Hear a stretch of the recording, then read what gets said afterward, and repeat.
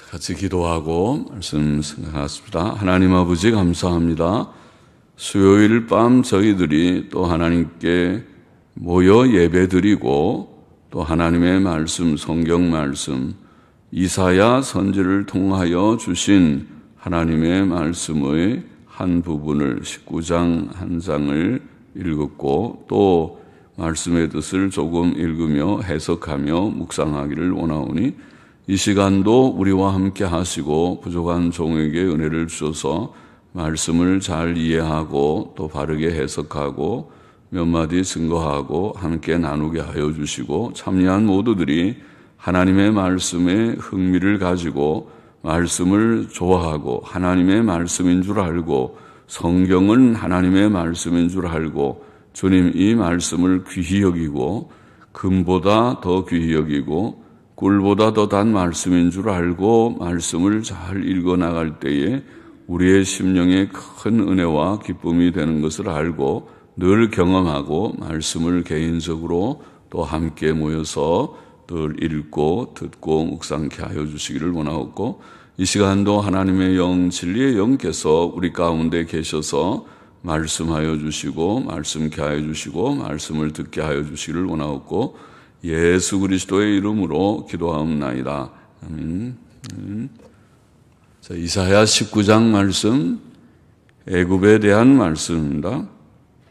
애굽에 관한 경고라, 경고 마사라는 이 말은 말씀, 영어로는 오라클, 오라클은 하나님의 말씀이라는 뜻입니다. 그래서 하나님의 말씀, 애굽에 관한 말씀 이렇게 하면 좋을 것입니다.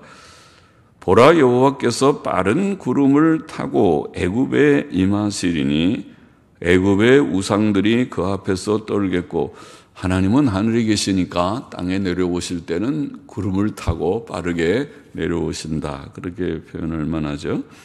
애굽의 우상들이 그 앞에서 떨겠고 애굽인의 마음이 그 속에서 녹으리로다.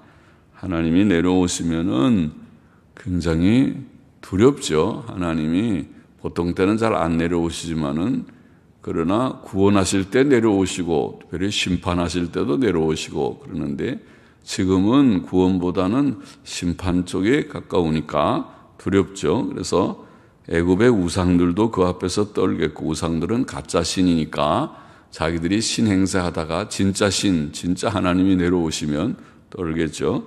애굽 사람들의 마음이 그 속에서 녹으리로다. 그가 애굽인을 격동하사 원문에 보니까 내가 그렇게 되어 있어요.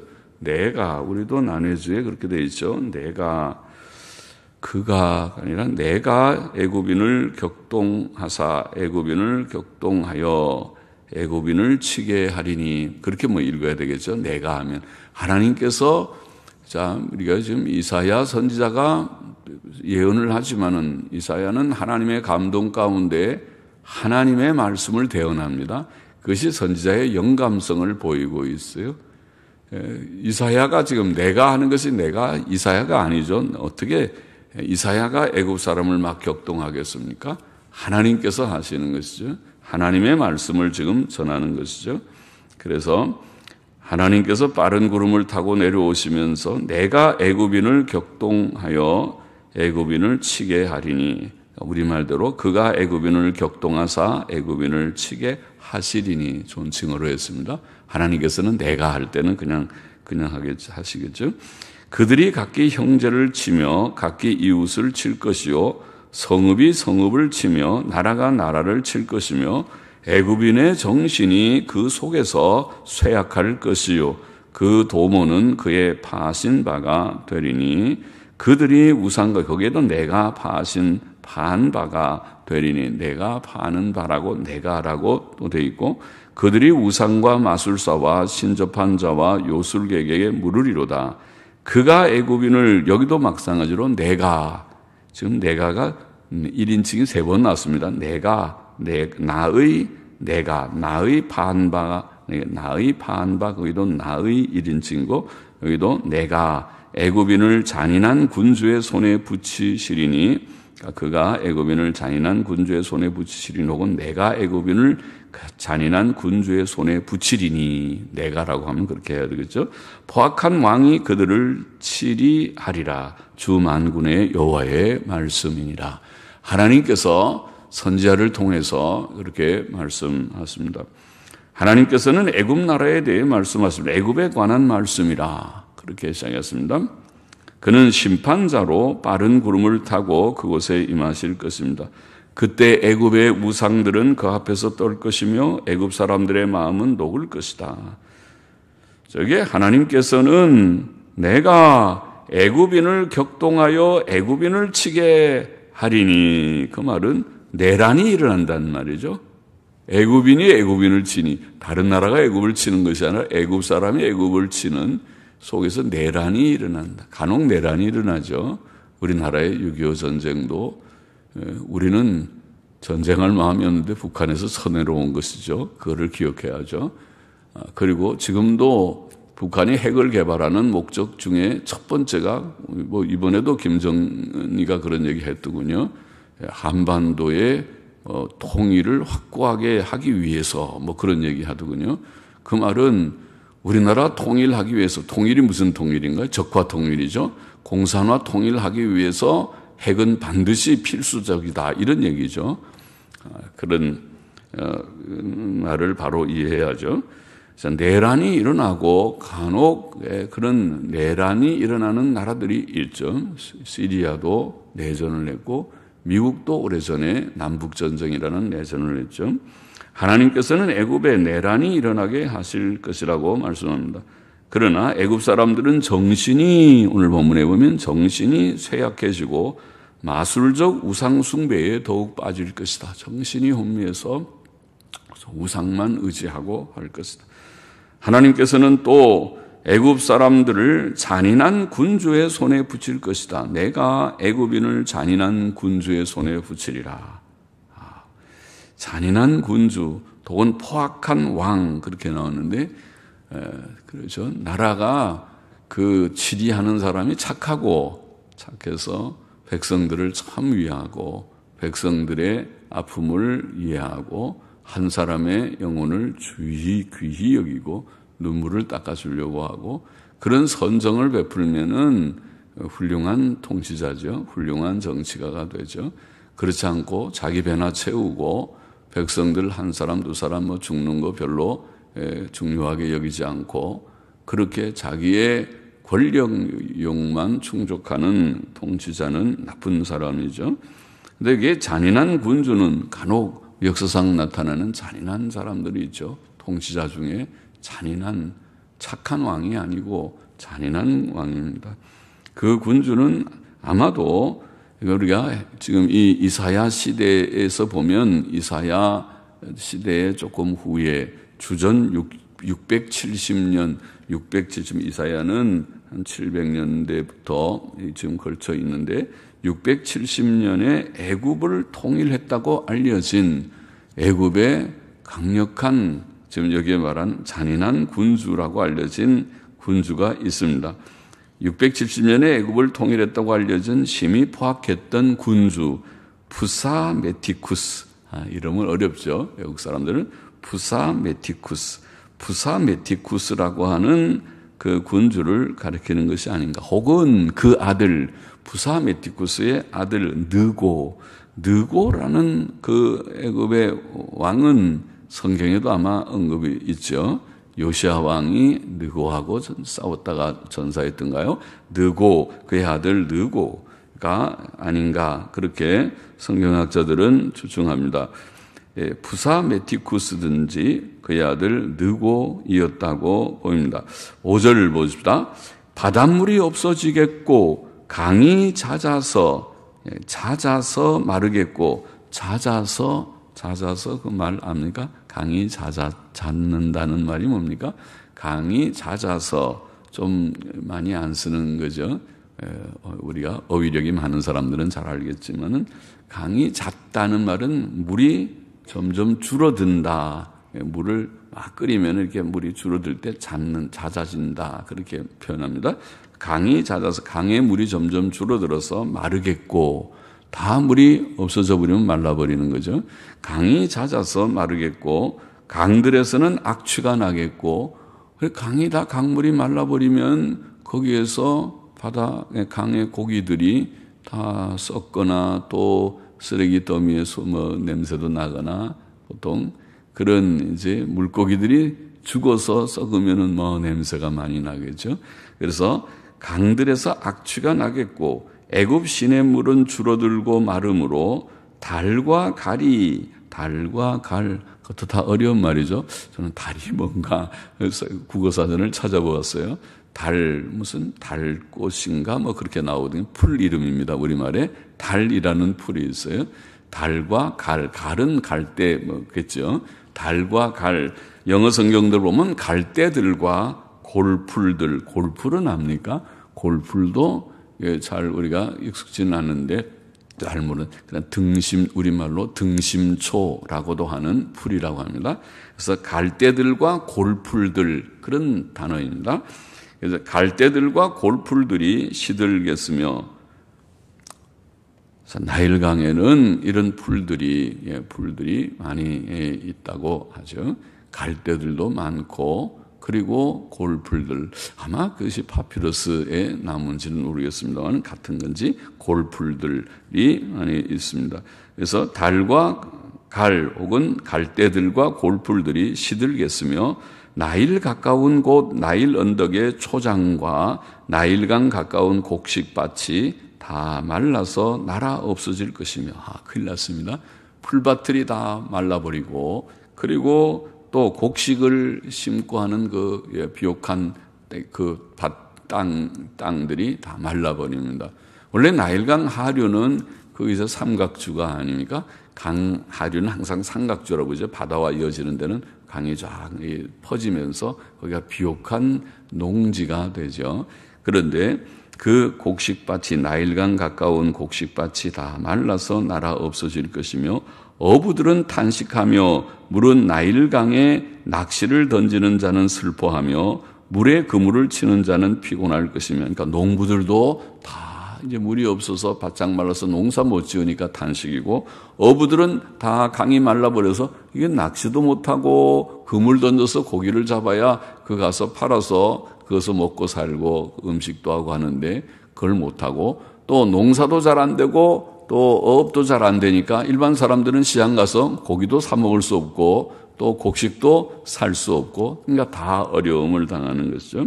그래서 슬퍼하며 물에 그물을 던지는 자는 그물을 치는 자는 피곤할 것이며 세마포를 만드는 자와 백목을 짜는 자들 백목은 흰천입니다.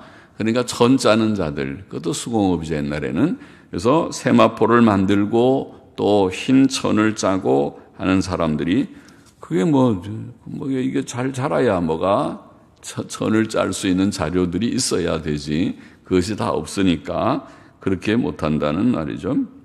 그래서 수치를 당할 것이며 애굽의 기둥이 부서지고 기둥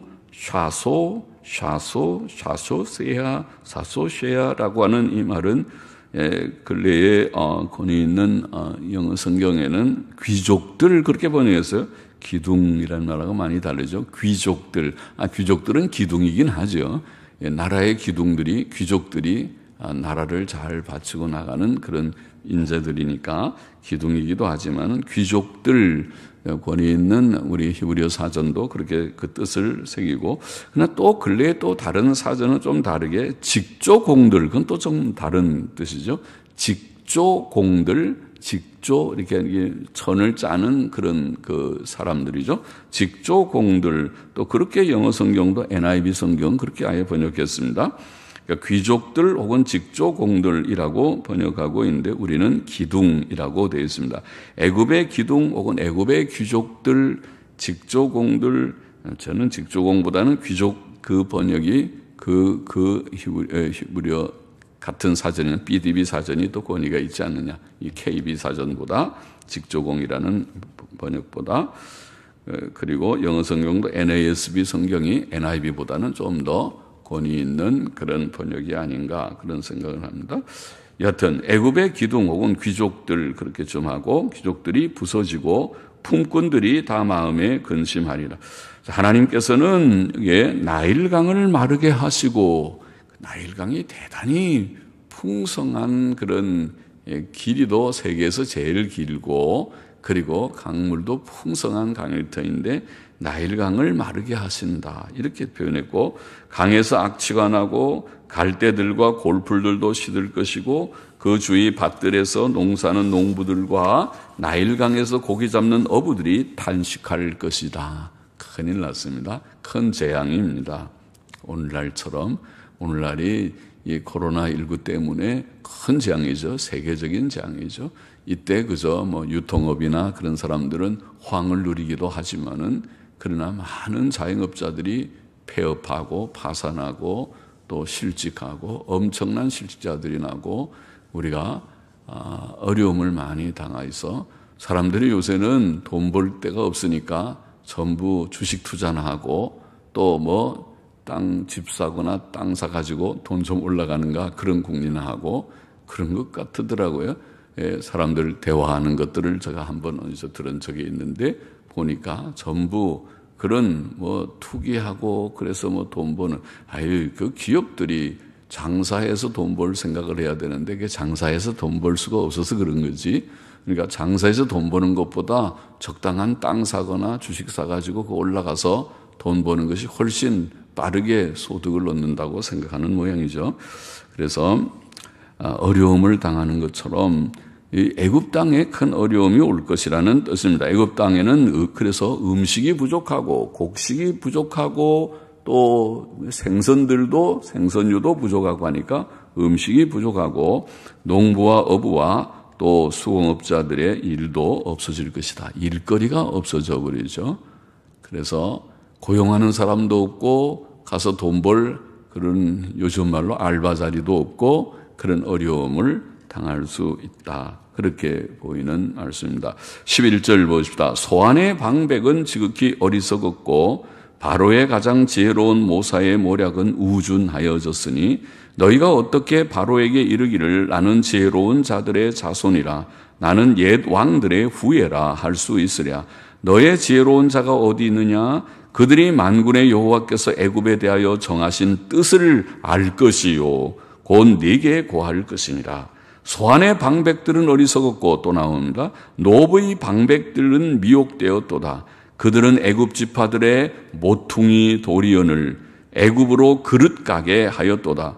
여호와께서 그 가운데 사특한 마음을 섞으셨으므로 사특한 그런 말 들었습니까? 들었을 수는 있는데 정확한 뜻이 뭡니까? 사특한 여기에 원문을 보니까 뒤틀린 일그러진 이런 뜻이거든요.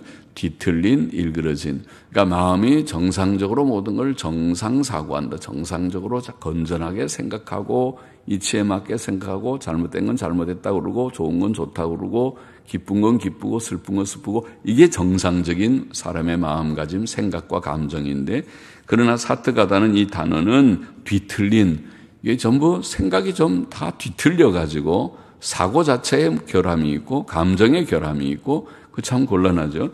뒤틀린 또 일그러진 그런 마음을 하나님 여호와께서 그 가운데 뒤틀린 마음을 섞으셨으므로 그들이 애굽으로 매사에 잘못 가게 함이 취한 자가 토하면서 비틀거림 같게 하였으니 애굽에서 머리나 꼬리나 종려나무 가지나 갈대나 아무 할 일이 없으리라.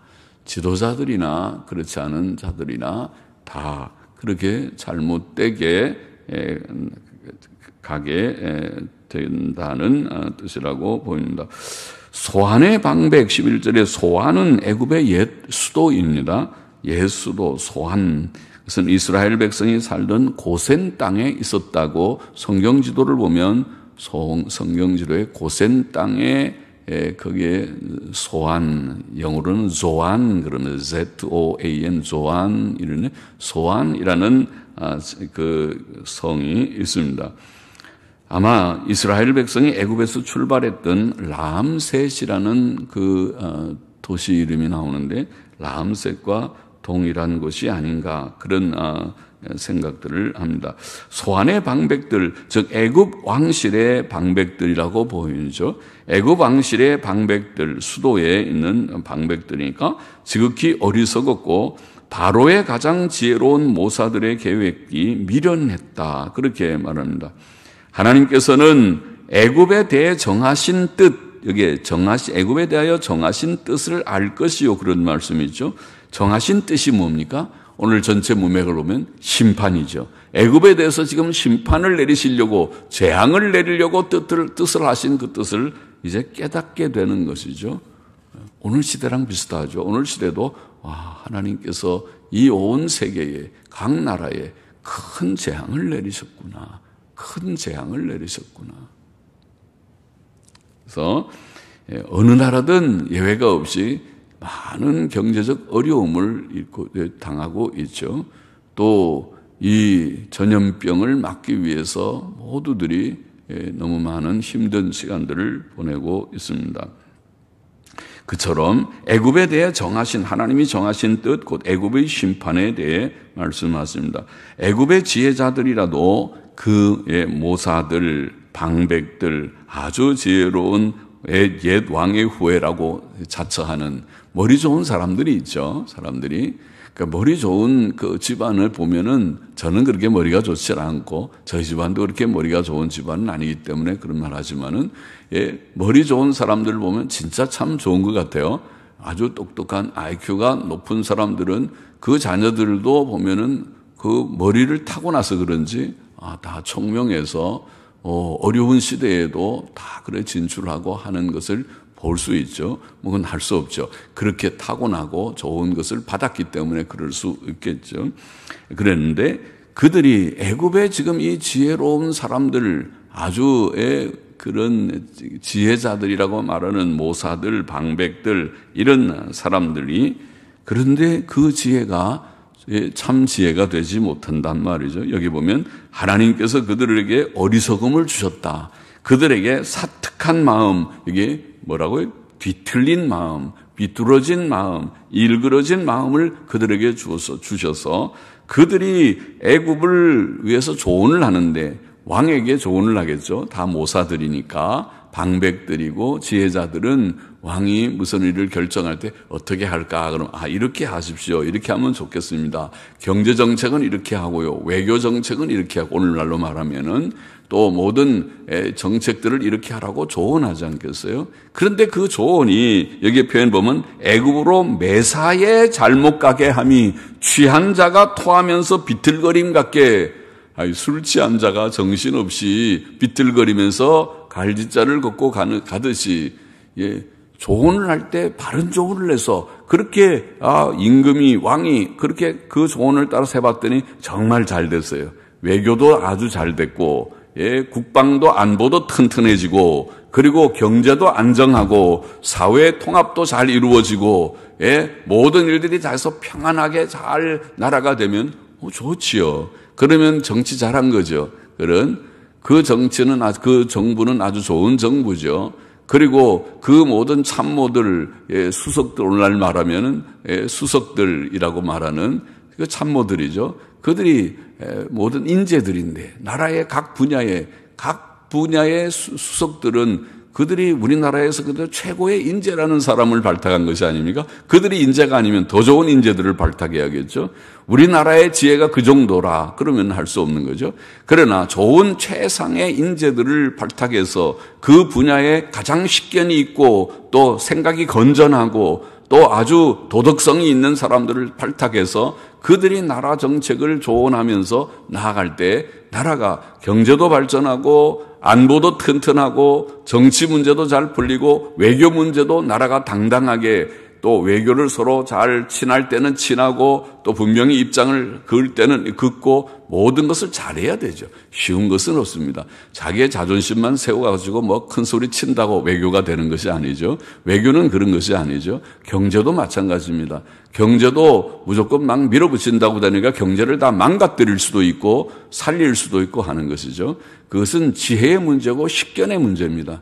그의 식견이 좁아서 근시안적이게 멀리 바라보지 못하고 이렇게 정책하면 될 것 같지만 해보면 안 됩니다. 안 되면 그걸 고쳐야 되는, 고치지 않고 계속 밀어붙이면 진짜 다 망가지고 망해버립니다. 망하고 나서 다시 회복하기가 어렵죠. 그것은 식견의 문제고 바른 지혜의 문제인데, 여기에 애굽의 참모들은 그런 좋은 조언을 하지 못합니다. 그래서 나라가 평안할 수 없다. 나라가 매사에 잘못 가게 된다. 이렇게 참 불행한 얘기죠.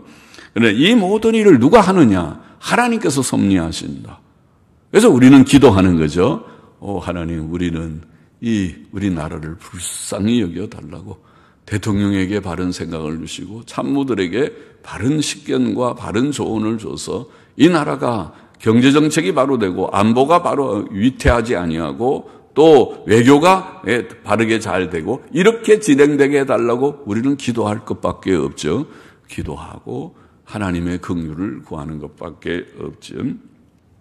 자, 그러나 다 자기 분복이라고 봅니다. 백성들이 우리 민주사회에서는 백성들이 뽑고 또 뽑은 사람들이 하는 것이니까 그 나라의 분복이고 하나님께서 하시는 일들입니다. 하나님께서 애굽을 그렇게 하시겠다. 애굽의 섭리, 애굽 나라의 섭리가 하나님의 손안에서 그렇게 이루어진다, 이 얘기죠. 16절 보십시다. 그날에 애굽인이 부녀와 같을 것이라. 자, 이런 하나님이 심판 재앙이 임하니까 애굽 사람들이 다 여인들도 씩씩한 여인들이 있지만은 보통 여인들은 마음이 좀 약하다고 보통 그러잖아요. 남자들이 그래도 좀 씩씩한 척이라도 하고 좀 씩씩한 편이고, 그러니까 남자들이 주로 전쟁도 남자들이 하고 여자들 중에도 씩씩한 사람들이 더러 있지만은, 그래서 애굽인이 부녀와 같을 것이라. 그들이 만군의 여호와의 흔드시는 손이 그 위에 흔들림을 인하여 떨며 두려워할 것이며, 유다의 땅은 애굽의 두려움이 되리니 이는 만군의 여호와께서 애굽에 대하여 정하신 모략을 인함이라. 그 소문을 듣는 자마다 떨리라. 이렇게 되어 있습니다. 애굽 사람들이 두려워하면 하나님께서 그들을 위해 손을 흔드시기 때문이다. 그러니까 지금 하나님께서 지금 재앙을 내리시는 표현이죠. 손을 흔드시기 때문에 그렇다. 애굽 사람들은 유다 땅을 두려워할 것이다. 이 세상의 모든 일들이 하나님께서 다 작정하신 대로 이루어지기 때문에 그렇게 될 것입니다. 애굽 나라의 현재와 미래도 그러할 것이다. 18절 보십시다. 그날에 애굽 땅의 가나안 방언을 말하며, 이게 참 이제 18절 이하에는 이렇게 하나님의 심판이 지금 선언된 것과 같은, 재앙의 선언과 같은 말씀이 앞에 나왔는데, 그날에 애굽 땅에 가나안 방언을 말하며 만군의 여호와를 가리켜 맹세하는 5 성읍이 있을 것이며, 신기하죠. 이 재앙의 날에 애굽 땅에 만군의 여호와를 가리켜 맹세하는 가나안 방언을, 가나안은 저희 이스라엘 백성들이 사는 땅이 아닙니까? 그 가나안 땅에 방언을 말하고 만군의 여호와를 가리켜 맹세하는 성읍이 5개나 있을 것이다. 5 성읍이 있을 것이며 그중 하나를 장망성이라 칭하리라. 장망성이라는 말은 장차 멸망하는 성, 그 말이죠. 한자말로. 이 원문의 뜻은 그냥 멸망성입니다. 멸망성, 멸망이라는 성입니다. 멸망할 성이다. 세상 성들이 다 멸망할 성이긴 하지만 멸망성이라 칭하리라. 그날에 애굽 땅 중앙에는 여호와를 위하여 제단이 있겠고, 만군의 여호와 이름을 가리켜 맹세하는 5 성읍이 있고, 그 애굽 땅 중앙에 여호와를 위하는 제단이 있고, 그 변경에는, 그 주위에는 여호와를 위하여 기둥이 있을 것이요, 이것이 애굽 땅에서 만군의 여호와를 위하여 표적과 증거가 되리니 이는 그들이 그 압박하는 자의 연고로 여호와께 부르짖겠고, 그들이 어려움을 하나님이 주셔서 어려움을 당할 때 어려움 때문에 그들이 하나님께 부르짖어, 하나님 우리 좀 도와주세요. 이 압박에서 우리를 구원해 주시고 우리에게 이 재앙에서 좀 재앙을 피하게 해주세요. 오늘 우리들처럼, 오늘들이 하나님 빨리 코로나19 이제는 좀 다 지나가면 좋겠는데요. 다시 옛날처럼 우리가 자유롭게 그렇게 또 모이기도 하고 교제도 하고 하면 좋겠는데요. 그렇게 사모하듯이 다시 좀 경제도 회복되면 좋겠네요 하듯이 부르짖겠고 하나님께 부르짖어. 그때 여호와께서는 한 구원자 보호자를 보내사, 보호자는 우두머리 대장 그런 말인데 한 구원자 한 보호자 혹은 대장을 보내사 그들을 건지실 것이라. 구주를 표현한 것이겠죠. 여호와께서 자기를 애굽에 알게 하시리니 그날에 애굽인이 여호와를 알고, 이렇게 하나님께서 자신을 계시하심으로 애굽 사람들이 여호와를 알고 재물과 예물을 그에게 드리고 경배할 것이요. 놀라운 그런 구원의 역사입니다. 여호와께 서원하고 그대로 행하리라. 여호와께서 애굽을 치실 것이라도 치시고는 고치실 것인고로 그들이 여호와께로 돌아올 것이라. 여호와께서 그 간구함을 들으시고 그를 고쳐주시리라. 자, 그 중에 5성읍 중에 하나를 장망성이라. 장망성이라는 말을 히브리 말로 보니까 이르하 헤레스 그럽니다. 이르는 성이란 말이고 헤레스, 헤레스라는 말이 멸망이라는 말입니다. 그래서 이르하 헤레스, 멸망성이라는 말인데, 자, 이 이르하 헤레스라고 하는 이 성은 고대의 중요한 도시인 헬리오폴리스, 애굽의 역사에 헬리오폴리스 혹은 성경에 온이라는 도시가 있습니다. 온. 그것이 고대의 중요한 애굽의 수도와 같은 도시인데 헬리오폴리스 혹은 온이라는 그 도시의 이름이 태양성 그럽니다. 태양성. 태양성이라는 말이 히브리어로 이르하케레스 그래요. 케레스. 헤레스. 우리가 제가 지금 발음을 케레스 하지만 케가 어떤 키역자 케가 아니라 우리가 어려운 CH 하는 케입니다. 그래서 히브리어 발음이 어려운데 이르하 케레스. 케가 이게 케자도 들리고 히읗자도 들리는, 그래서 이 이르하 헤레스라는 성이 태양성이라, 그러니까 태양이란 말이 헤레스입니다. 헤레스. 그리고 아까 헤레스는 멸망이고 이르하 헤레스라고 하는 태양성을 빗대어서 말한 것이라고 보인다는 말, 제가 일부러 히브리어를 써봤습니다. 이르하 헤레스라고 하는 그 헬리오폴리스 혹은 온이라는 도시가 있는데 그 도시를 빗대어서 말하듯이 5성읍 중에 하나가 멸망성 이르하 헤레스다, 이렇게 히브리 말로 말하고 있어요. 그것은 이 태양성 곧 이르하 케레스라는 성이 멸망의 도시가 되고 후에 하나님을 경외하는 도시로 거듭날 것을 암시하는 것이라고 보입니다. 이 헬리오폴리스 곧 온이라고 하는 그의 도시가 바로 지금 여기 말하는 장망성 같은 도시가 아닌가 그렇게 보인다는 말씀입니다. 그들은 또 애굽 땅 중앙에는 하나님을 섬기는 단이 있을 것이다, 그렇게 말했죠. 이것은 하나님을 위하는 표가 될 것이다. 그들은 그들을 압박하는 자 때문에 하나님께 부르짖을 것이며 하나님께서는 그들에게 한 구원자, 신적인 구주를 보내셔서 그들을 건져주실 것이다. 이제 신약시대에 애굽의 복음화, 애굽이 구원받는 자들이 애굽에 많이 일어날 것을 암시하는 것이라고 보이는 그런 그 말씀이라고 생각됩니다. 애굽 나라는 하나님을 섬기는 나라로 변화될 것입니까? 변화될 것이다. 그것이 신약시대에 경험한 것입니다. 신약시대는 로마 제국시대죠. 로마 제국시대에 기독교가 많이 번창하게 될 때에, 초대에 많이 번창했죠. 콘스탄틴 황제가 기독교인이 되면서 기독교를 국교로 선언합니다. 옛날에는 황제들이 그렇게 권한이 있죠. 그것이 주전 313년인데 313년에 기독교를 국교로 선언하는, 자기가 개종하면서 선언하게 되는 그때로부터 기독교가 로마 제국에 많이 번창합니다.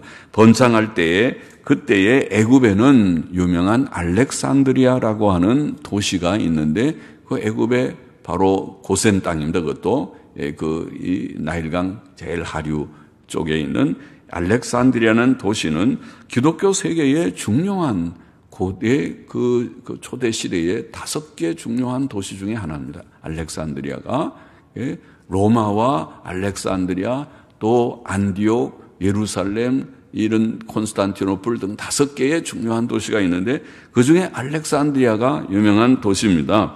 그래서 그것은 바로 이런 예언, 애굽의 중요한 도시 알렉산드리아가 기독교가 번창해서 애굽 속에 주 하나님을 믿는, 예수 그리스도를 믿는 기독교인들이 많아지는 그런 일에서 이 예언이 성취되었다고 생각이 되는 구절입니다. 하나님께서는 자기를 애굽에 알게 하실 것이다. 애굽 사람들은 하나님을 알고 제물과 예물을 그에게 드리고 경배할 것이다. 하나님께서 애굽을 치실지라도 치시고는 고치실 것이다. 오늘 본문에.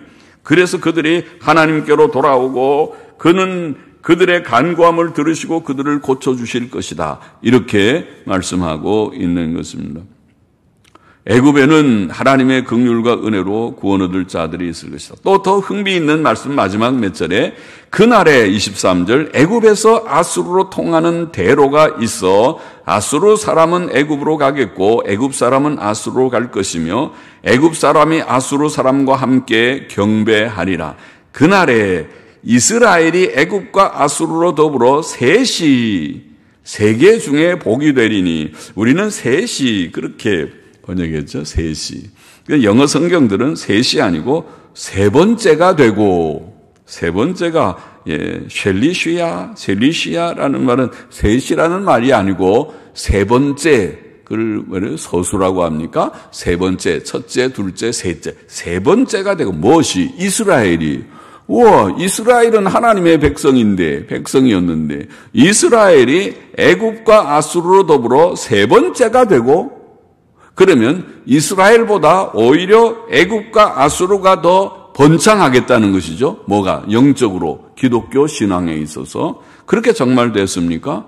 예, 그렇게 정말 되었다고 보입니다. 아까 방금 말한 대로 로마 제국 시대 초대교회에 알렉산드리아는 굉장한 큰 도시였습니다. 거기서 바로 구약 성경이 헬라어로 번역된 일이 주전 200년, 300년경에 있었고, 그리고 기독교 시대에 기독교가 번창하는 도시가 됐고, 그리고 또 아수르라고 볼 수 있는 안디옥이라는 도시가 있는데, 안디옥이라는 도시는 바로 아수르 지역의 이 유대 땅에서 보면 저 북쪽에 있는 시리아 안디옥이라고 우리가 부르지만은 그것이 아수르 지역의 속에 속하는 땅인데 그 안디옥이 유명하죠. 사도행전 13장에 나오는 바로 이 안디옥이 세계 전도를 시작한 바나바와 바울을 선교사로 파송해서 바울이 1차, 2차, 3차 전도 여행을 해서 소아시아 지방과 유럽을 전도와 복음화시키는 그 일을 시작한 교회입니다. 안디옥 교회가.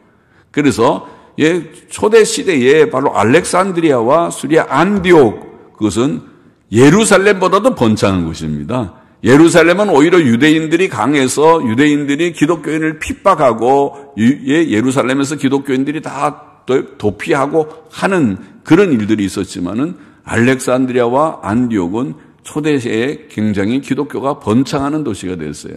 그래서 여기에 흥미로운 표현은 이스라엘은 애굽과 아수르로 더불어 세 번째가 되고 정말 세 번째 같아요. 애굽이 알렉산드리아가 훨씬 더 번창하고 안디옥이 굉장히 번창해서 거기에서 예수 믿는 사람들이 처음으로 그리스도인이라는 명칭도 받았어요. 오늘 우리가 크리스티아노스라고 하는 헬라어는 안디옥에서 시작됐어요. 그래서 거기서 시작되고 알렉산드리아 안디옥이 있고 이스라엘이 세 번째다 표현이 그렇게 되어 있습니다. 이는 만군의 여호와께서 복을 주어 가라사대 나의 백성 애굽이요 나의 손으로 지은 아수르요 나의 산업 이스라엘이요 복이 있을지어다 하실 것입니다. 말씀을 정리하겠습니다.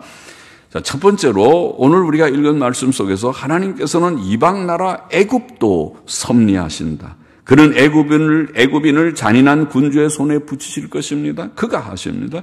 그는 내가 그랬죠. 본문에 그가 하실 것이고 그는 애굽에 대해 심판의 뜻과 모략을 정하셨다. 12절 17절에 뜻을 알게 한다. 정하셨다. 모략을 정하셨다. 또 그는 애굽의 방백들에게 뒤틀린 마음을 주셔서 매사에 잘못 가게 하셨다.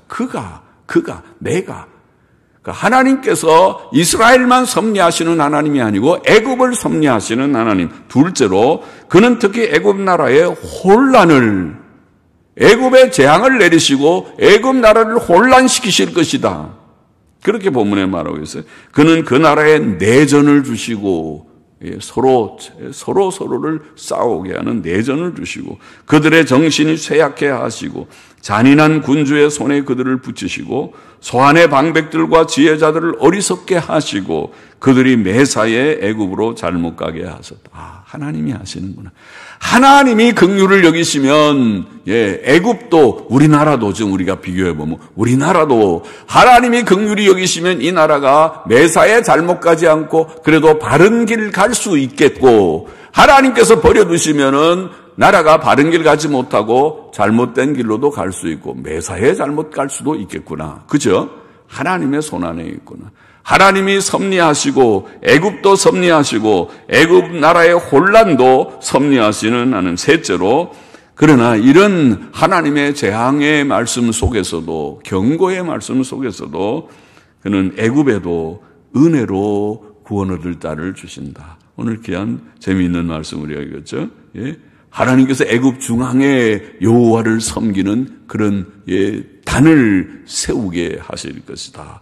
또 이스라엘과 애굽과 아수르가 셋이 특별히 이스라엘이 세 번째가 될 정도로 애굽과 아수르에 하나님께서 구원의 은혜를 주실 것이다. 그런 말씀을 하셨습니다. 하나님의 긍휼이죠. 하나님께서 긍휼로 이방 나라 속에서도 이렇게 재앙 가운데서도 심판 가운데서도 구원의 역사를 주시겠다. 이것이 오늘 우리가 경험한 은혜죠. 우리는 이방 나라이고 하나님 앞에 벌받아야 마땅한 죄가 많은 나라임에도 불구하고 하나님께서 이 나라 가운데서 아직도 하나님을 경외하고 오늘도 이 재앙의 날에도 불구하고 오늘도 이 수요일 저녁에 나와서 예배를 드리고 또 혹은 가정에서 깨어서 사모하는 마음으로 말씀을 듣고 함께 예배에 동참하는 자들이 있게 하시고 우리 작은 교회뿐만 아니라 이 온 나라의 많은 처처의 교회들이 있게 하여 주시고 온 세계의 진실한 하나님의 백성들이 있게 하신 것은 하나님의 긍휼입니다. 하나님의 긍휼로 우리를 구원하셨고 오늘 여기에 있게 하셨다. 이 긍휼을 끝까지 붙들고 믿음 생활 잘하는 우리가 되어야 할 것입니다. 기도하십시다. 하나님 아버지, 하나님의 섭리를 알게 하여 주시고 또 하나님께서 섭리로 나라를 복되게도 하시지만 재앙을 주시는 것도 알게 하여 주시고 그러나 이 재앙 가운데서도 하나님의 긍휼을 베푸셔서 주님이여 하나님께서 하나님의 긍휼을 입은 자들이 하나님 바로 섬기고 하나님께 참된 예배단을 쌓고 하나님께로 돌아오고 하나님 중심으로 살게 하시는 것을 감사합니다. 오늘 우리에게 주신 은혜가 이런 줄을 믿사오니 이 믿음에 굳게 서고 이 은혜 안에서 주를 섬기고 주를 영화롭게 하는 저희 모두가 되게 하여 주옵소서. 예수 그리스도의 이름으로 기도하옵나이다.